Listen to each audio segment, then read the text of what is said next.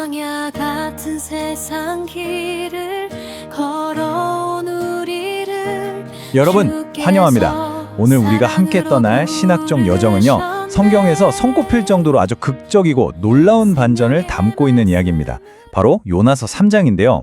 여기서 우리는 하나님의 공의 그리고 자비가 어떻게 그렇게 완벽한 조화를 이루는지 깊이 있게 살펴보려고 합니다. 복잡해 보이는 신학적 의미들이지만 아주 명확하고 마음에 와닿게 짚어볼 테니까요. 자, 편안한 마음으로 함께 따라와 주시면 좋겠습니다. 말씀을 따라 걷다입니다. 오늘은 요나서 3장을 통해 하나님이 하시는 말씀을 묵상해 보겠습니다. 네, 이 문장이 주는 그 특유의 평안함과 무게감이 있죠.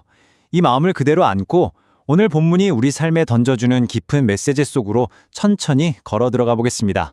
자, 그럼 본격적으로 한번 들어가 볼까요?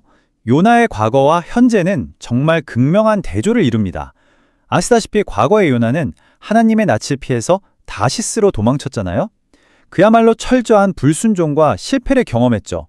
하지만 물고기 뱃속에서 거의 죽음과도 같은 3일을 보내면서 하나님의 구원을 깊이 체험한 지금의 요나는 완전히 다릅니다. 여호와의 말씀이 두 번째로 딱 임하자마자 지체 없이 벌떡 일어나서 니느웨로 향하거든요. 과거의 도피가 즉각적인 순종으로 확 바뀐 겁니다. 여기서 우리가 반드시 짚고 넘어가야 할 아주 중요한 포인트가 있습니다. 여러분, 하나님은 결점이 하나도 없는 완벽한 사람만 골라서 쓰시는 게 아니에요. 오히려 철저히 회개하고 순종하는 사람을 통해서 당신의 놀라운 역사를 이루어 가시거든요. 그러니까 혹시라도 과거에 실패했다고 해서 내 사명이나 소명은 끝났구나 이렇게 생각하실 필요가 전혀 없습니다. 하나님은 요나에게 그러셨던 것처럼 여전히 우리에게도 회복의 은혜를 주시고 또 두 번째 기회를 주시는 분이시니까요. 과거의 그 뼈아픈 불순종은 바로 오늘 지금 이 순간 우리가 보여주는 즉각적인 순종으로 충분히 덮어진다는 사실, 이거 꼭 기억하셨으면 좋겠습니다. 그렇게 순종의 발걸음으로 니느웨에 도착한 요나는 하룻길을 걸으면서 이렇게 외칩니다. 40일이 지나면 니느웨가 무너지리라. 자, 여기서 우리는 이 무너지리라는 단어의 진짜 의미를 좀 깊이 들여다봐야 합니다. 이게 단순히 건물이 막 무너져 내리거나 물리적으로 싹 멸망해버린다는 뜻만 있는 게 아니거든요. 원어적인 의미를 보면 뒤집힌다. 그러니까 완전히 새로운 상태로 확 변화된다는 뜻을 품고 있어요. 하나님께서 당장 심판하시지 않고 굳이 40일이라는 시간을 주신 건 너희들 다 끝났다는 단순한 정죄가 아니라 그들이 회개하고 새롭게 변화될 수 있도록 은혜의 유예기간을 주신 겁니다. 정말 놀라운 사랑의 표현이죠. 자, 여기서 정말 흥미로운 점은요, 바로 니느웨 전체에 일어난 연쇄적인 회개의 과정입니다. 제일 먼저 백성들이 하나님의 말씀을 믿었습니다. 여러분, 회개의 출발은 언제나 믿음에서 시작되잖아요. 그러고 나서는 내적인 슬픔의 표현으로 다 같이 금식을 선포하고 베옷을 입습니다. 그런데 이 소문이 왕에게까지 들어가요. 그러자 왕이 어떻게 합니까? 자기가 누리던 그 세상 영광의 자리, 보좌에서 내려와서 왕복을 벗고 제 위에 앉습니다. 스스로를 완전히 낮춘 거죠. 그러고는 국가적인 회개를 선포하는데요. 심지어 짐승들에게까지 금식하고 베옷을 입으라고 명령합니다. 위에서 아래로, 왕에서부터 일반 백성, 그리고 짐승에 이르기까지 이 공동체 전체로 회개의 물결이 확 퍼져나가는 아주 극적인 장면입니다. 그런데 왕이 내린 조서에서 우리가 특별히 주목해야 할 문장이 하나 있습니다. 바로 각기 악한 길과 손으로 행한 광포에서 떠나라 라는 명령이에요. 이 한마디가 진정한 회개의 본질을 정확하게 짚어줍니다. 그러니까 단순히 밥을 굶거나 슬퍼하는 척하는 그런 종교적인 의식, 겉모습만으로는 절대 충분하지 않다는 뜻이죠. 일상생활 속에서 내가 실제로 행하던 악한 행동들, 다른 사람을 해치던 폭력과 죄악에서 물리적으로 확실하게 돌이켜 떠나는 그런 실제적인 변화가 동반되어야만 진짜 회개라는 겁니다. 하나님이 원하셨던 건 그럴듯한 종교적 퍼포먼스가 아니라 철저한 삶의 방향 전환이었습니다. 그렇다면 여기서 여러분께 질문을 하나 던져보고 싶네요. 왜 하나님은 심판의 뜻을 돌이키셨을까요?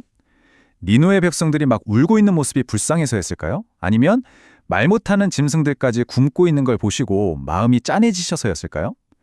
하나님께서 애초에 선포하셨던 그 무서운 심판을 거두시고 구원을 베푸신 진짜 이유가 과연 무엇인지 오늘 이 말씀의 신학적인 정점을 향해서 한번 같이 가보시죠.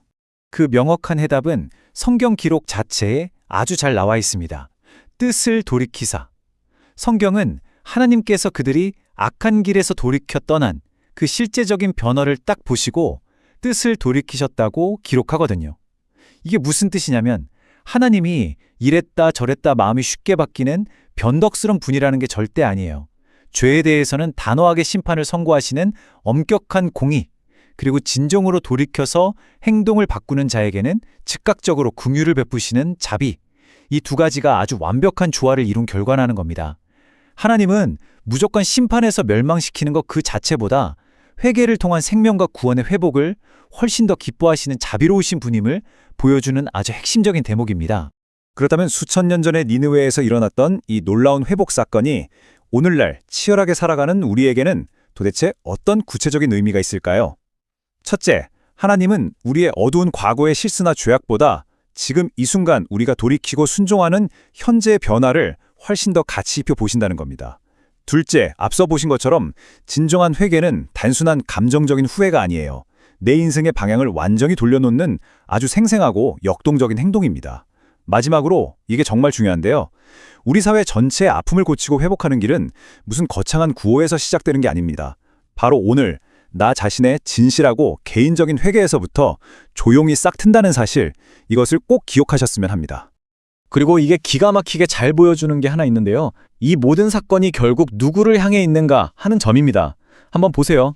요나는 죽음과도 같았던 물고기 뱃속에서의 3일을 거친 후에 니느웨의 심판의 경고를 전했고 그 결과로 한 도시를 멸망해서 구원했죠.